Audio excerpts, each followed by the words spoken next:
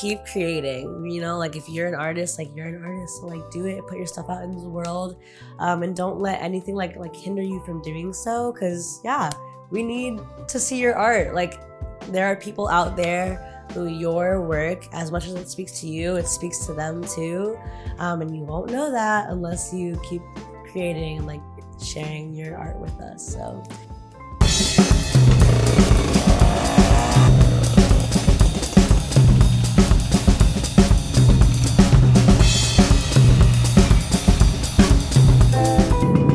hello and welcome back to the Quest for Zest. Per usual, it's me, Clark Underwood, on my scooter in downtown Austin. Today I'm headed to meet Catie Lewis. She is making brilliant, rich oil paintings, and I can't wait to see them. First, I gotta get there, and I'll see you there. What's up? hello. Catie, nice to meet you. I'm nice Clark. to meet you. Welcome. Just used your tiny little knocker there. Oh yes, you're the first one. And this is where you're hiding the art? Yes. Oh yeah. That is awesome. The first look. What a great space to work in. Yeah, it's good. It's good. I love it. It's nice. I got like a little living situation, and then like I wake up straight to the art right here. So I know what I'm ready for. You sleep right there and you wake up to your own inspiration? Yeah, exactly. To my own. Yeah. The grind does not stop for me. Well, I love your work. Thank you. Yes, and I was doing some digging. So when I first saw your work, it was the food series, like the really? The market stuff. But I was looking, and as I went backwards, it was like you had a huge style change. Yeah. For a while, like I was doing a lot of like line art, like minimalism, because you know I just that's part of my taste. Like I just love like the look of that. I really started doing art like seriously like 2 years ago. So to get to this point where like I know I'm able to like have skills to match like the ideas that are in my head and like what I really want to paint, you have to try everything and you have to experiment with like everything first. When the pandemic hit, we were like in quarantine, so we were just like chilling inside, and I was like looking back on my pictures, like reminiscing on like, you know, travels, like the fun times in my life when you could actually do stuff. And I kept coming back to like photos from like my travels, and a lot of that is from like, I'm Filipino, and like a lot of my birth family like lives in the Philippines, and when I go, it's just like beautiful there, right? And so like I kept looking back on those pictures, and I was like, okay, I wanted like more meaning to like show through my work. Mm-hmm.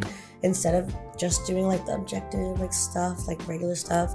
And I thought my skills had improved enough where I could. All at once, I was like, okay, more meaning, and we're gonna try a different medium, and like we're gonna actually like paint stuff that like really I'm like passionate about, so it won't feel like a chore, it'll feel like something to keep building upon. What was the response like in yourself and with others when you shifted from like, I'm doing, you know, black and white line drawings to, oh, by the way, I can do this? At a certain point, right, when like you are deep in your practice and you are like making that progress, and like you're, you know, like you're doing more things to like push yourself, you kind of stop identifying with like the art of the past, you know? Mm-hmm. I was holding on to the line stuff because I was like, okay, I know this is like receptive, but also it's very personal too. That's mm-hmm. another thing. Like I tie like my art to like my self-worth kind of. Yeah. And like I'm trying to make it a more positive thing, right? But like it's true, you know, like as an artist, like your work is very like personal to you, especially when you get into like the deep, like juicy, like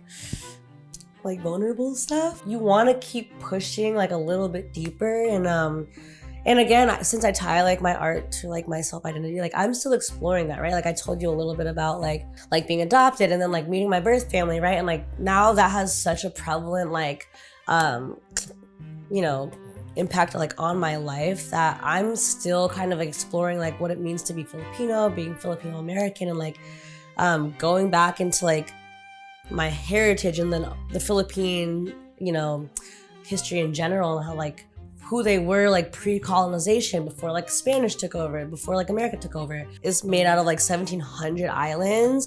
And if you go there now, it's very modernized. Like it's like the most Americanized like Asian country like there is right now, but there's so much like rich culture, and I feel like you don't see that. So I also wanted to learn about it myself, right?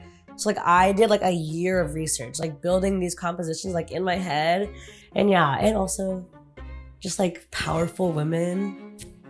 We love that. Yeah. I feel like I needed to see that kind of work, and I wasn't seeing that kind of work, so I was like, I'm gonna make that kind of work. That's awesome. Well, I'm glad that you let your art get personal and that you like started digging into your story because it's visually beautiful. Thank you. Yeah, super stunning. Thank you. For the longest time, I was like, you know, do I suck? Like, I'm not really sure. And that was, you know, during the experimental phase and stuff too. But yeah, honestly, like a big part of why I think I've been able to like do so well, but also like make so much here in like a short amount of time is because Austin is super, super, one, supportive, but like everyone's a creative. Like I remember when I went to one of the open canopies, like before I even started oil painting, like one of the artists, I think her name was like Nadia Wee, like she brought me in and she was like, okay, she like brings me over to all her supplies and she's like, you need this, this, and this, and this to start oil painting.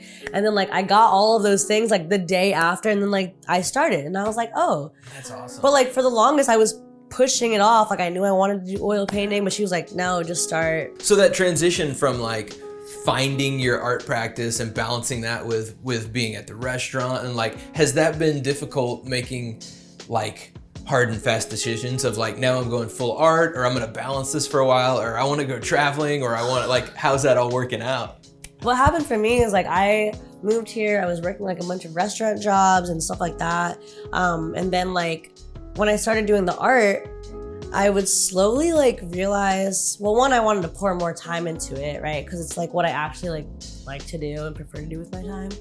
But like at the markets, I was slowly like matching my paychecks, and then like I had to take less shifts at like my jobs because I was like, I need time to like make work to like and like have time on the weekends to like sell this stuff and because to maintain that matching, you gotta keep making. Exactly.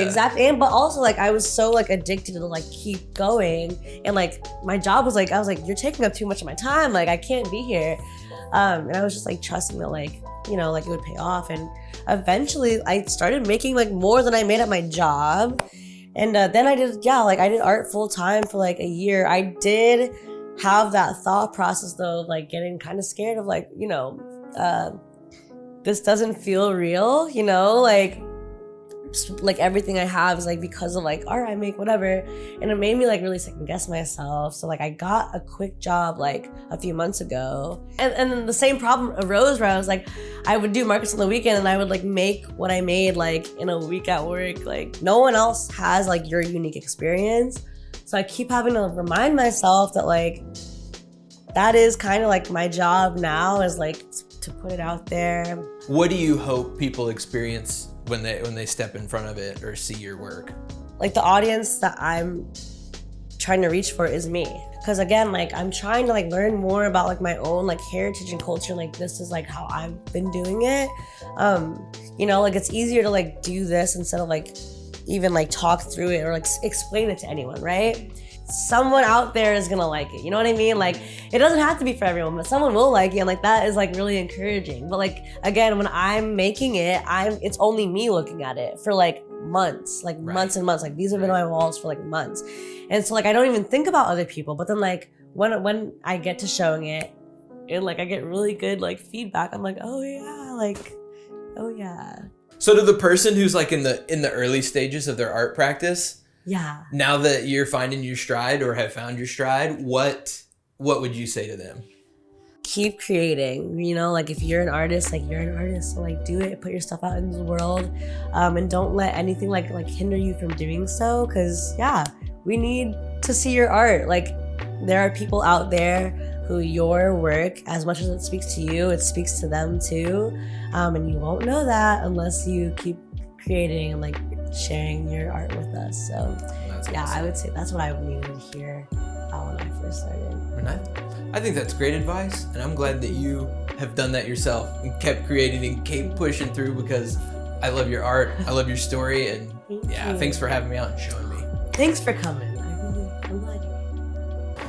Well, I had a great day spending it with Catie in her studio and hearing about her story about how Austin supported her early art and how that led to more like personal work and just the exploration of her heritage and the beautiful, rich oil paintings that it's led to. Her story has me leaving here really inspired, and so I will catch y'all in the next one. I'm Clark Underwood, and this is the Quest for Zest. Ciao.